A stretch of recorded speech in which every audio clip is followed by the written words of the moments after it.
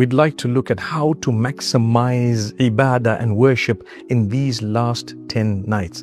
Firstly, we need to be motivated. We need to be motivated. You need to have good company. You need to have people around you who think similar. Keep yourself occupied in something that is definitely going to motivate you, and it's going to give you that push that you need. If you're staying away from the haram that you've been doing throughout the year, I promise you, in this final stretch, you need to promise yourself and promise Allah subhanahu wa ta'ala that you will abstain from it even outside the month of Ramadan.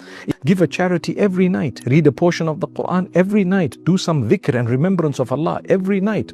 Go to the masjid early, do your iftar, read Salatul Maghrib, perhaps spend some time between Maghrib and Isha if you can. And also what you must do is make sure you make peace with those whom you are at war with, especially family members. I say war, but what I mean is misunderstandings, people whom we've had arguments with. Don't argue.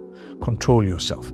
So if you were to use the last 10 nights, all of them, you definitely have caught Laylatul Qadr. Allah grants you worship as though you've worshipped for 83.3 years. Can you imagine how powerful that is?